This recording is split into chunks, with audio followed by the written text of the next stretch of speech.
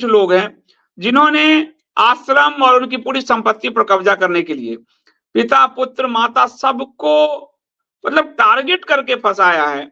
और बड़े आश्चर्य की बात है कि पूरे मतलब एक बहन आसाराम जी को टारगेट कर रही है, एक बहन उनके पुत्र को टारगेट कर रही है। ये बिल्कुल ही कॉन्स्पिरेसी जैसी लग रही है। तो मेरा तो मानना है कि आश्रम के अंदर के कई लोग इस कॉन्स्पिरेसी में शामिल हैं। पहले ना 2008 में 2 बच्चों के मरने की बात आई थी कि मारा गया है बच्चों को। तो उस समय कुछ लोग मतलब सारे आश्रम में जो मेन पद थे उस पे उस तरह के लोग नहीं थे। तो उसके बाद धीरे-धीरे इन लोगों ने अपने आदमी घुसाए, लेकिन उस समय स्ट्रिंग ऑपरेशन हो पाया और पता चला कि इन लोगों की मंशा क्या है। तो वहां पे इन लोगों ने बापूजी को फंसाने के लिए जैसे लड़की का जुगाड़ कर लिया, पैसे सब कुछ जुगाड़ करके उस समय नहीं कर पाए, तो वो अभी तक तैयारी करते करते 2012 तक ये सफल हुए। 2012 में उनका एक कल्कि कांड भी कर रहे थे। बापूजी को फंसाने के लिए कल्कि बन एक अवतार कर रहे थे, जिसमें कि बापूजी को हटा देते रास्ते से और किसी दूसरे को ला करके बिठाते कि ये बापूजी का अवतार है और ये कल्कि अवतार है और उसको पूरा सत्ता देने वाले थे। 2000 फिर 2012 में ही उन्होंने हेलीकॉप्टर क्रैश का काम किया। हेलीकॉप्टर का प्लान करके वो क्रैश करवाया गया था। उसमें भी सक्सेसफुल नहीं हुए तो उनको जेल में डलवा दिया और जेल में मतलब पूरा जो कॉन्स्पिरेसी हुई है, जो कार्यक्रम किया गया, लड़की को बुलाकर लाना। बापूजी उस मरने की कुटिया में जा नहीं रहे थे, तो मरने की कुटिया में बापूजी को जबरदस्ती ले गए। बापूजी ने कहा था कि नहीं, वहां पे किसी को नहीं बुलाना है। उस लड़की के माँ बाप को बुलाया। बापूजी को बिल्कुल मालूम नहीं कि कोई आ रहा है। और उसके बाद बापूजी पौने 12 बजे तक उस व्यासपीठ पे थे। इन लोगों ने एफिडेविट करा दिया सभी से कि नहीं, बापूजी 9:30 बजे कुटिया में चले गए, जिससे कि इनकी बात को, लड़की की बात का समर्थन मिल जाए कि लड़की बापूजी से मिली है। उसके बाद वो अजय लांबा था।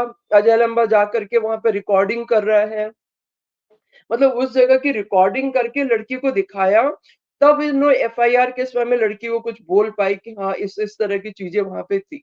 वो बताती है कि नहीं, वहां पे तो पूरा अंधेरा था, तो अंधेरे में दिख गया कि बापूजी क्या पहने थे, वहां पे किस जगह पे क्या क्या चीजें थी।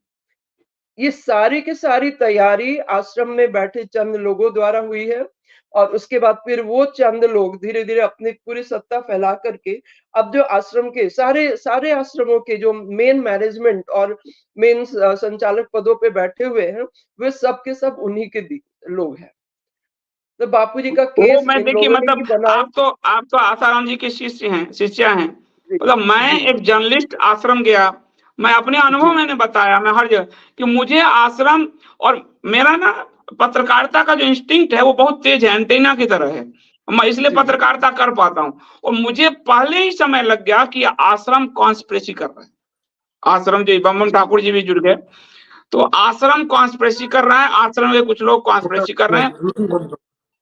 और जिसके कारण जो आज भी आप कह रही हैं, जिसके कारण उनको उनको पूरे फैमिली को फंसाया गया, पूरी तरह से उनको बस फंसाया गया, उनके पुत्र को फंसाया गया। जी और जमानत तक नहीं लेने दी जा रही है। केस जो मेरी जानकारी में है कि केस में जो बड़े वकील हैं, मैंने आश्रम के नाम नहीं बताऊंगा, मैंने आश्रम के मैनेजमेंट से बात की थी, तो हमको कहा कि आप चिंता क्यों कर रहे हैं, हम लोग ज्यादा चिंतित होंगे कि आप चिंतित होंगे। हम लोग केस को टेकअप कर रहे हैं, हम हासिल कर लेंगे जमानत, बापूजी रिहा होने वाले। तो फिर शांत हो गए। हम होते कोई हैं, बेगानी शादी में अब्दुल्ला दीवाना, मैं तो ऐसे जर्नलिस्ट पूछ रहा हूँ। तो ये बात मेरे मन में थी कि ये लोग कॉन्स्पिरेसी कर रहे हैं। और आज आपने कहा भी, बम्बम जी आपका स्वागत है, आपका नेटवर्क नहीं जुड़ रहा था। आप क्या कहेंगे इस पूरे जो आपका म्यूट है, उसको वो कर लीजिए। आप क्या कहेंगे कि इस पूरा जो आसाराम बापू पे जो कॉन्स्पिरेसी है, उसमें कौन लोग शामिल हैं? नाम नहीं बताइएगा, नाम देखिए लेना जो मानहानि हो जाती है, पर संकेत दीजिए कि कौन लोग शामिल हैं। हेलो। हाँ हाँ हाँ जी, नमस्कार। मैं सुखदेव जी, आपको बहुत बहुत धन्यवाद जो आपने हमें मौका दिया।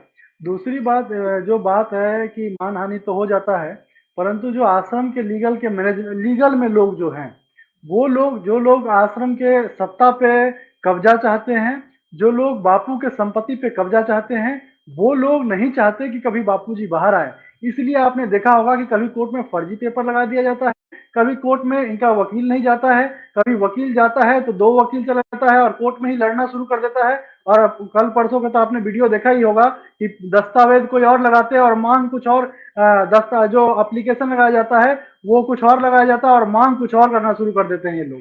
तो ये लोग ये जो गलतियां हो रही है, ये सोची समझी एक साजिश की तरफ हो रही है। और इस तरह से बापूजी को किसी भी तरीके से ये लोग बाहर नहीं आने देना चाहते हैं, क्योंकि इनकी नजर इनकी संपत्ति पे है। पहले बेटा भी जेल में है, बापू भी जेल में है, पत्नी और परिवार को पहले ही आश्रम से हटा दिया गया है। तो इस तरह से मुझे जो लगता है, और मुझे क्या लगता है, जो हम लोग जानते हैं, शुरुआत में हम लोगों को ऐसा लगता था कि सरकार पीछे पड़ी है, तो सरकार तो पीछे पड़ी है, पर सरकार से ज्यादा जो कोई घातक है वो हमारे ही आश्रम के, जो बापू के ही नजदीक के लोग हैं, वो लोग हैं। और वो लोग नहीं चाहते कभी बापूजी बाहर आए।